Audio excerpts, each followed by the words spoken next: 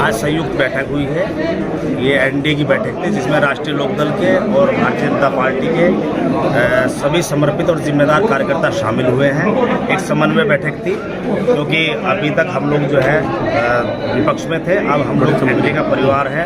आदरणीय जयंत चौधरी जी एनडीए में शामिल हुए हैं, तो दोनों के कार्यकर्ताओं में एक परिचय बैठक एक तरह से थी क्योंकि चुनाव एकदम हमारे सर पे खड़ा है। 1-2 दिन में नोटिफिकेशन होने वाला है और दोनों हमारे प्रत्याशी जनपद मुजफ्फरनगर से आदरणीय डॉक्टर संजीव बालियान जी जो केंद्र में मिनिस्टर भी हैं, दूसरे हमारे सम्मानित विधायक जो मीरापुर से हैं चंदन चौहान जी, वो बिजनौर लोकसभा से प्रत्याशी हैं।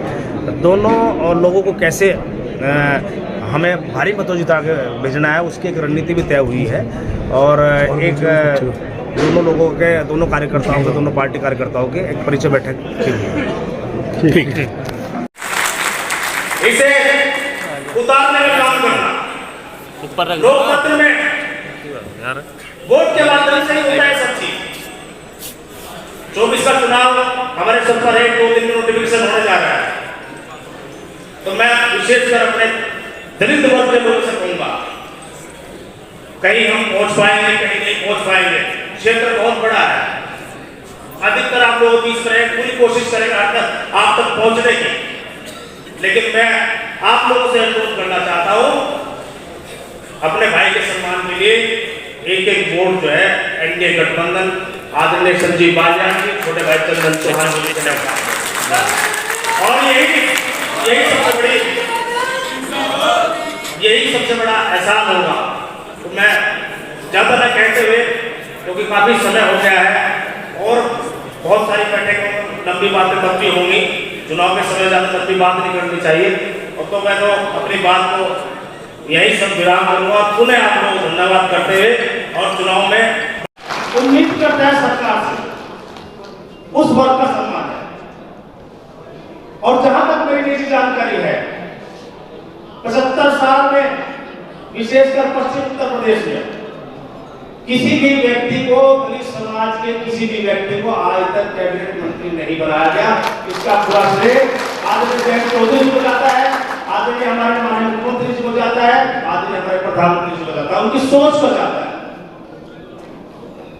उनकी सोच है सब समाज को लेकर चलना है, दलितों को, पिछड़ों को, अगड़ों को, सभी वर्गों को, सब धर्म जाति के लोगों को साथ लेकर चलने की एक जो मंशा है। और यही कारण है, यही इसी कारण है 2014 से लगातार भारतीय जनता पार्टी पूर्ण बहुमत के साथ जीतता है। हम लोग संघर्ष करते थे, राष्ट्रीय लोकदल के लोग आप लोगों के साथ में जो भी टक्कर थोड़ी वोट लेने तो हम ही लेते। अब हम इधर आए तो दिक्कत है, जब हमारे साथ थे 11 थे, अब बीजेपी के साथ आ गए तो 111 हो गए। कोई दिक्कत नहीं है, निश्चित रूप से मिलकर काम करेंगे। और जो हमारे माननीय मुख्यमंत्री जी का टारगेट है कि 80 की 80 सीटें जीतनी है, वह 80 की 80 जीतनी ही है और जमीन पर उतरना पड़ेगा। ओवर कॉन्फिडेंट जो होता है चुनाव में, अति आत्मविश्वास, वो चुनाव हो कोई भी कार्य हो उसमें हमेशा घातक होता है। हालांकि संगठन बहुत मजबूत है, भारतीय जनता पार्टी बड़ा मजबूत संगठन है, जमीनी स्तर तक है, राष्ट्रीय लोकदल का अपना संगठन मजबूत है और निश्चित रूप से हम जो है आदरणीय प्रधानमंत्री जब 400 पार बना रहा है उसको साकार करेंगे। इस देश में इतिहास लिखा जाए कि कोई व्यक्ति 2 बार प्रधानमंत्री रहने के बाद, वो भी पूर्ण बहुमत के बाद, तीसरी बार उससे ज्यादा सीटें लेने के बाद में प्रधानमंत्री बनने का काम करेगा। सबके सहयोग की आवश्यकता है और भाई मैं तो आप लोगों को विश्वास दिला सकता हूं, हमारे राष्ट्रीय लोकदल के कार्यकर्ता और भारतीय जनता पार्टी कार्यकर्ता पक्ष विपक्ष रहता है, हम लोग पक्ष विपक्ष में थे, आप लोग सत्ता में, हम अपने मुद्दे उठा रहे थे, आप लोग अपना काम कर रहे थे, आप भी जनता की सेवा कर रहे थे, हम लोग भी उन्हीं के मुद्दे उठा रहे थे। आप मिलजुल कर सरकार के प्लेटफॉर्म पर खड़े काम करें। ये मौका हमें मिला है, ये मौका दिया है आपको, चाहे वो कोई किसानों का मुद्दा हो, नौजवानों को,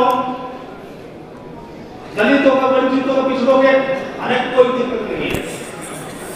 और विकास की अगर हम बात करें,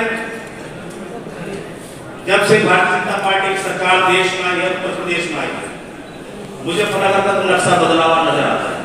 उसका पूरा श्रेय आदमी धीरे-धीरे हो जाता है, फिर डीप हो जाता है, फिर संगठन हो जाता है, जो सभी का मार्गदर्शन से उन्होंने काम करने का काम किया। नेता वो ये चाहता है जो कार्यकर्ताओं का मार्गदर्शन प्राप्त करके उनकी मंशा पर अनुरूप काम करता है, तब कार्यकर्ताओं को मजबूत नहीं करेगा। तो बहुत अच्छी तरीके से काम हुआ है, विकास के काम में कोई कमी नहीं, किसी वर्ग के, किसी समाज के सम्मान में कोई कमी नहीं।